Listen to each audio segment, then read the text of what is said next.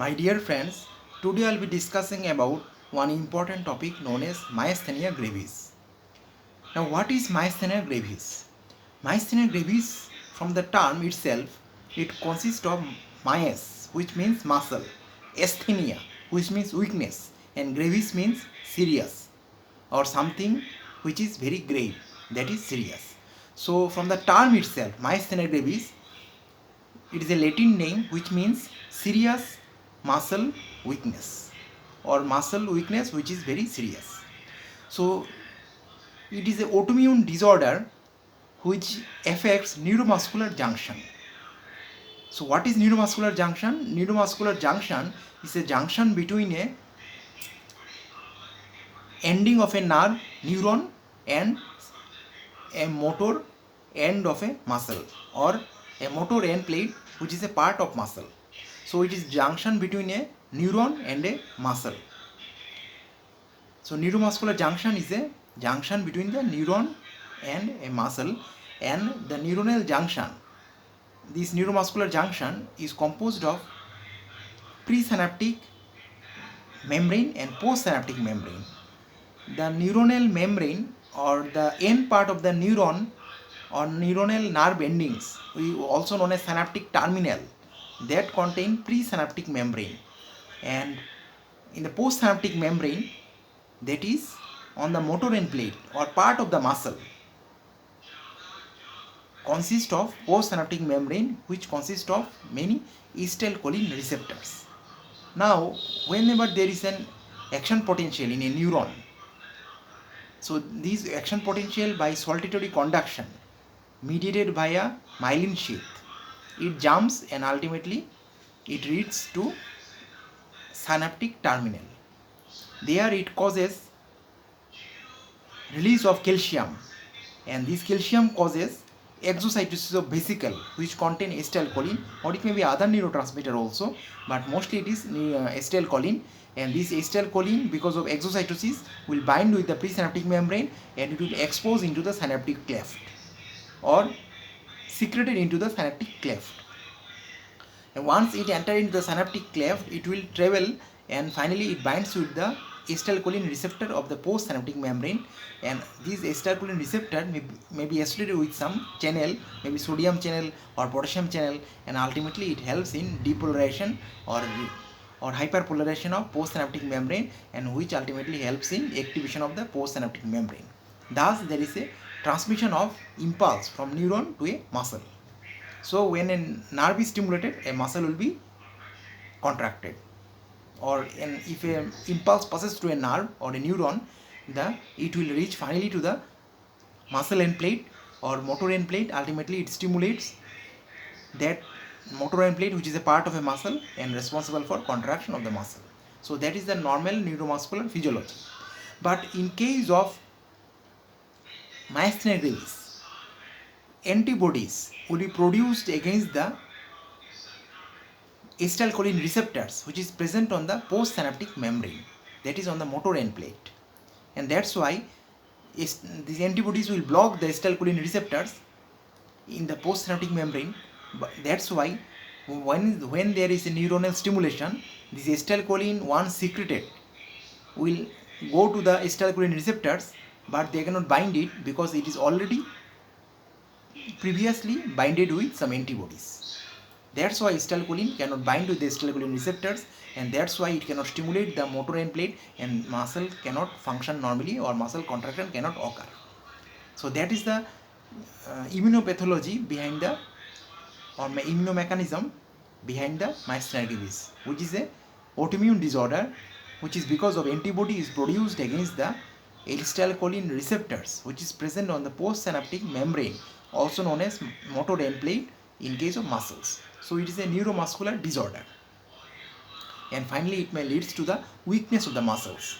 Mostly eye muscles, face muscles are involved, and finally gradually over time it may involve the other muscles of various parts of our bodies, and like extremities, legs, hands, even it may involve the respiratory muscles, and which may lead to respiratory muscle paralysis, and finally the patient cannot take any respiration, and finally the patient may ultimately die because of respiratory failure.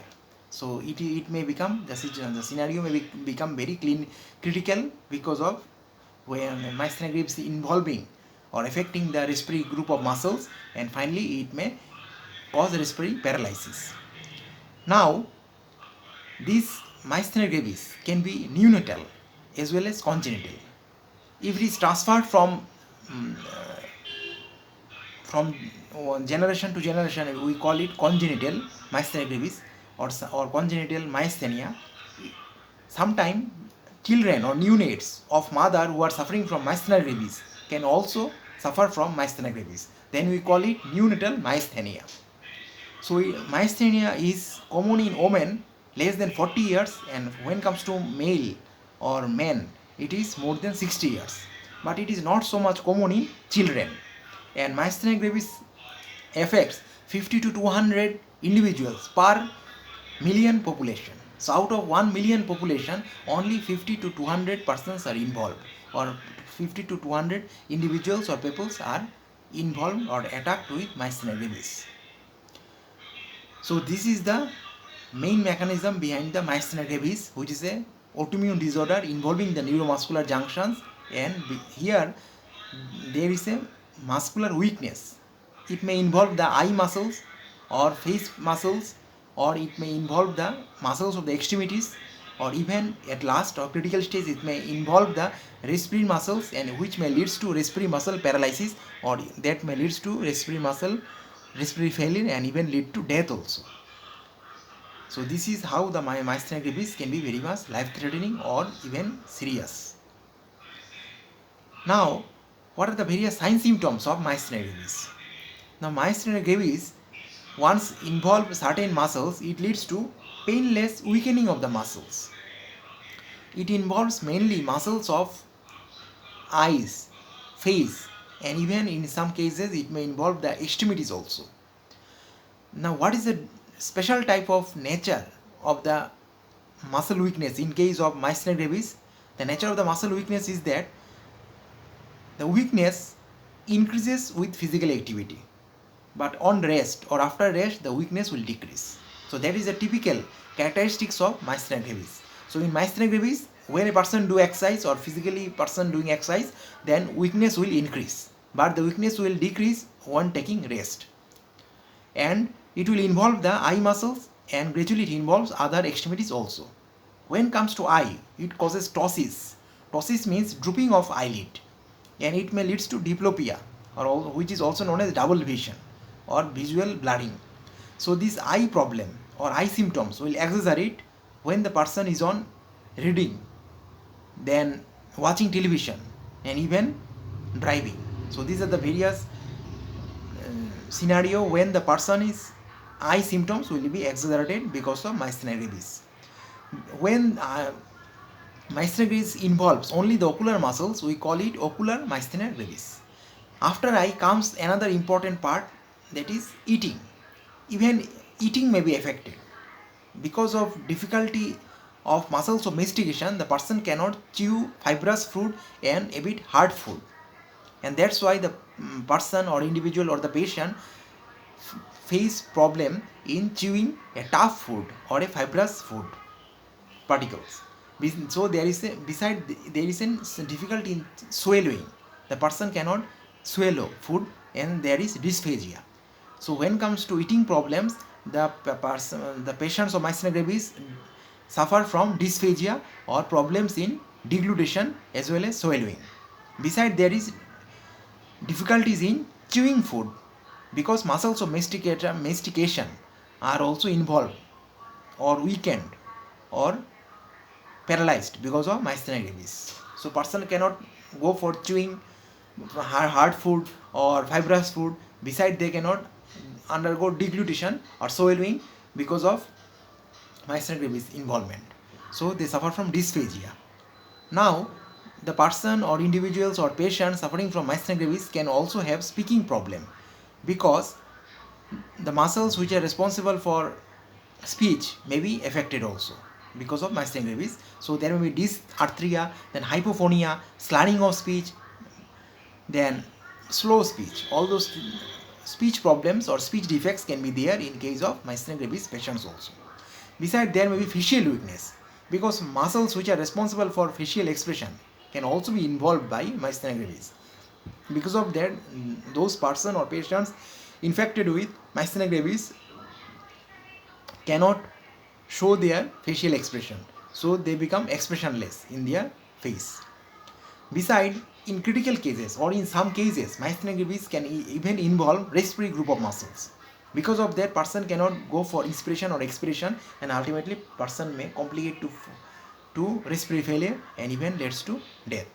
So at that time, when the person undergoes respiratory muscle paralysis or respiratory failure, then person need artificial ventilation so as to maintain the life support, so as to maintain the critical scenario, and it become critical care special need. That time the critical care person become more dependent on the critical and life support care, so as to save the life of the patients by artificial respiration or artificial ventilation and life support techniques. Now comes the pathophysiology. What is the pathophysiology behind that? As I told, the myasthenia gravis is a autoimmune disorder. So as I already described, here antibodies are produced against the acetylcholine receptor, which is present on the muscle end plate or motor end plate, which is a part of muscle. And not only against the acetylcholine receptor, sometimes antibody can be produced against muscle specific kinase enzyme. Sometimes it may produce against LRP4, is a protein, titin protein, agrin protein. So but most commonly the antibody is produced against acetylcholine receptors and sometimes against muscle specific kinase enzyme receptors. So these are the pathophysiology behind that. And then since there is a destruction of the acetylcholine receptor or blockage of the acetylcholine receptors, acetylcholine can bind with the receptors, and because of that, what will happen, on stimulation of the neuron, muscle cannot be contracted accordingly. That's why the muscles become very weak and person cannot go for exercise, and on exercise the weakness will increase, but on taking rest the weakness will decrease. So that is the peculiarity or sign symptoms of the muscle weakness or typical muscle weakness that you can see in case of myasthenia gravis. Now let's focus on the diagnosis of myasthenia gravis. How to diagnose? When it comes to diagnose, from clinical examination we can see ptosis, dysphagia, loss of facial expression, then sometimes breathing difficulties also if it involves the respiratory muscles. From these clinical features and the various sign symptoms, we can go towards myasthenia gravis.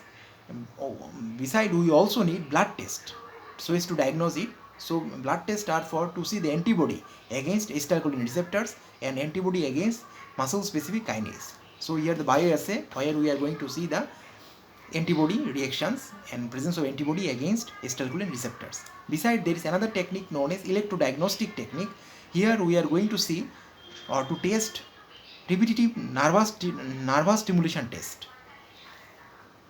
Here we are going to see or check by repetitive nervous stimulation, we are going to check or diagnose myasthenia gravis. There is another important sensitive diagnostic tool, that is single fiber electromyography. That is the most sensitive diagnostic tool to diagnose myasthenia gravis.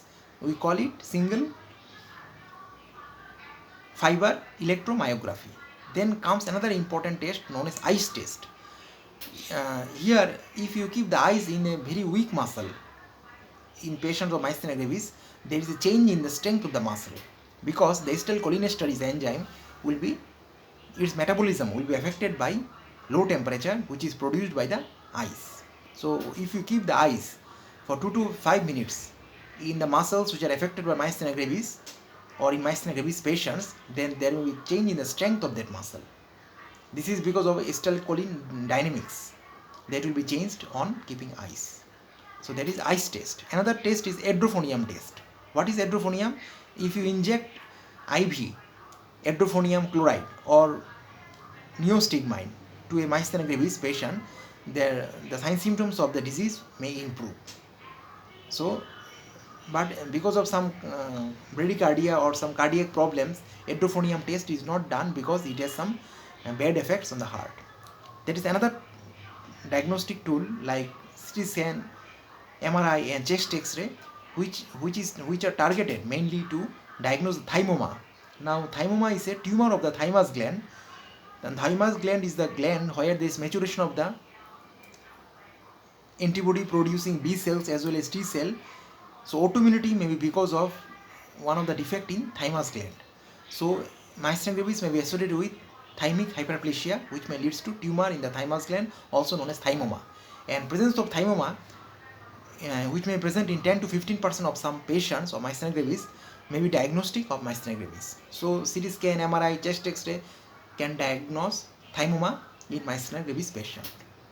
Last but not the least, we can go for pulmonary function test, because when myasthenia gravis involve the respiratory group of muscles, it may lead to respiratory muscle paralysis, and because of that there may be respiratory failure, and that's why there may be gradual decline in the pulmonary and lung function test. What are those? There may be decrease in the vital capacity, decrease in the FRC, etc. So checking of the pulmonary function test may be very much important, so as to